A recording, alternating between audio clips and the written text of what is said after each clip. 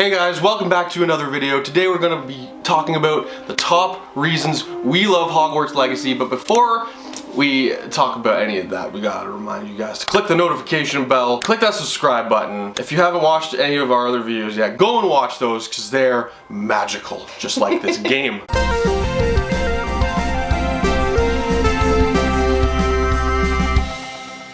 First thing I love about Hogwarts Legacy is the fact that you start as a 5th year. I think that it might have been a little bit more boring if you started as an 11th year, and I feel like I can relate to the character a little bit more because they're a little bit older, even though it's been a long time since I was 15 years old. I'm 15 mentally. I think they were trying to find the sweet spot for the player, right? Like, they didn't want to make you too young, obviously. They didn't want to make you too old, so they had to find the perfect middle ground there.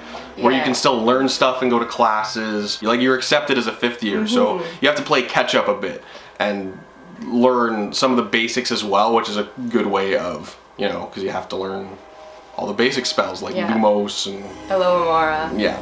Levioso. I also think I would love to know more about the character's backstory, like why are we only able to see the ancient magic like all of a sudden recently, like what happened in our life that kind of triggered that. I also think being a little bit older, you know, when you use your ancient magic and you're smashing people against the ground, you know, that's like, you know, if you're 11, the game probably wouldn't have been able to do some of that stuff. Having a little bit older, you can explore more of those like darker themes. It'd be like Jack from The Incredibles, like so strong and just Jack. It would just be weird for the Hogwarts Legacy. Now this is very specific. If you have the PS5 version, you have the DualSense controller. The DualSense controller has a speaker in it. So guess what? Every time you go up and pet a cat, and you can do this, you can pet random cats in this game, which is just therapeutic. You can pet a cat and it purrs in the controller. So I'm probably a weirdo. Yes. So I pet cats and then I just bring the controller to my ear and it's like, and it's nice and soothing. It's a really nice little detail there, and I don't know if anyone else has talked about that yet, but I just wanted to bring it up. I'm actually very jealous of that because I will stop and pet every single cat I see at Hogwarts or at Hogsmeade, and I don't get that purring because I'm playing on PC. Does your Freya get jealous?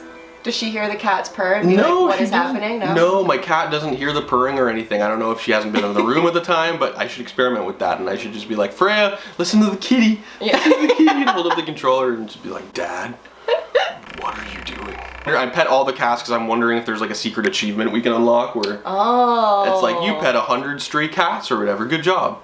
So I want that to unlock. I want that. I hope that is something that you can unlock. Yeah, because I pet all the cats. So another thing that I found really cool was right at the beginning scene when you're traveling with Professor Fig and the other guy in the Ministry and you're in the flying cart. I mean, spoiler alert, but the dragon comes and takes out the Ministry worker, and then all of a sudden the Thestrals appear. I just thought that was a nice little nod to kind of how that magic works with them. It took me a while to kind of realize that that's what happened because I got the deluxe edition and I know that you can get a Thestral in it, and I was like, well, can I only see them because I got the deluxe edition? And then watching the clip back, I was like, oh no, that guy died. And I think it went over my head a little bit too. My partner walked in the room, she's like, you can see Thestrals? Like, who'd you watch die? And I was like, who did I see die? Did I see anyone die? And then, yeah, the scene you just mentioned is like, oh, right. So, you know what I really love about this Hogwarts Legacy game, this here Hogwarts Legacy game? You know what I really love? What, Roger? I love collecting all the pages to that text that you're carrying around. Like, what's the one where you reveal secrets? Revelio. Revelio. Every 2 seconds. Revelio. Yeah. Revelio. I love doing that, and they're everywhere. So, like, I genuinely love just going around and hunting for that stuff. And it builds up your level fast. I have a friend who's playing, and she thinks she's overpowered because she's like at this really high level because she keeps collecting pages. I'm like, I guess that can happen. I didn't realize that well, I guess every little thing that you do, every quest that you complete is going to bring up your level, but I didn't realize, I guess, some of those little things that help as well, like collecting the field guide pages and finding all these little nooks and crannies and all that stuff. I do love the fact that you're not stuck with the look of an item. I found this out through some of the viewers on my Twitch channel. They were watching me play and I was wearing these really silly looking glasses and someone commented on them. And then someone in the chat was like, you know that you can actually change the look of them? And I was like, how? So they walked me through it. And that's fantastic because you don't have to have a hat, you don't have to have the glasses, but you don't risk losing any of those stat points, which is nice. Magically meet me on Twitch. I was supposed to use our wands outside of class, but I just did. Don't tell anyone, it's on film. Shh. So when you first get to Hogsmeade, which is fairly early-ish in the game, it's awesome, and I love the atmosphere to it, and exploring, like, you're with a friend, and you're supposed to get school supplies, so I was like, no, I want to go to Three Broomsticks, I want to go to Hogshead Pub, no, I'm going to go drinking. So I went to the pubs and stuff like that, and it was cool, and I went and got a beer from the fridge, and like dimmed the lights, I'm like, I'm in the pub right now, I'm in the actual zone, and I'm sharing a beer with the patrons, and I like to do that with video games. I like to feel like I'm there.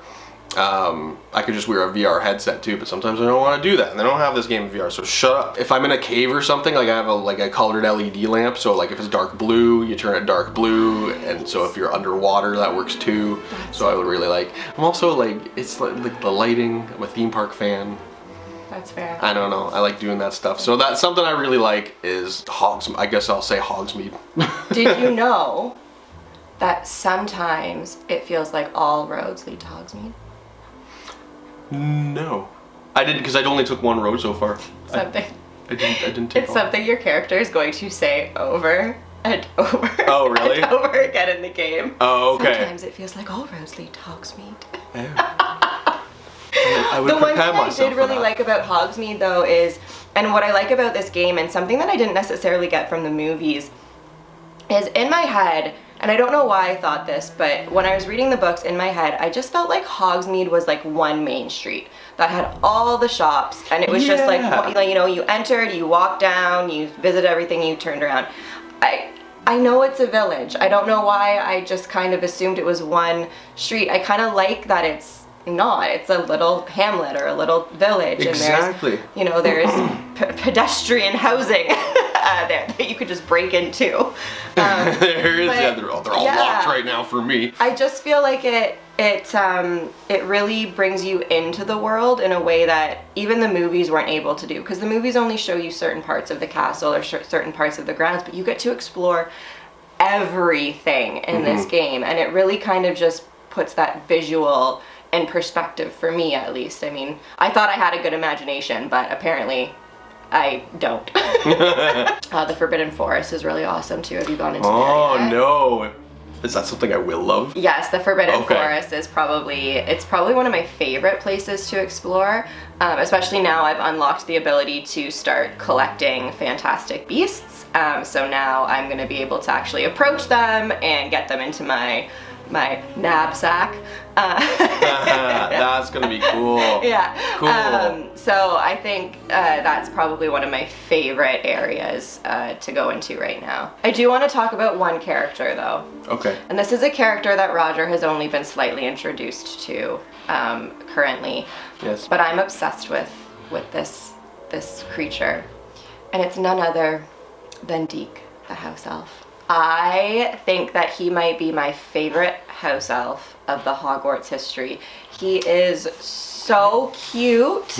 He's so sweet. He doesn't have that. I know a lot of people find Dobby really annoying, but I feel like he's toned back a little bit, and he's there to just kind of like help you through certain things with the Room of Requirement, right? Like he just helped me with the knapsack and learning how to catch fantastic beasts after my first creatures lesson, my first beast class, I think they call it. And I just think like he's the cutest thing. I love how all house elves refer to themselves in the third person. Yeah.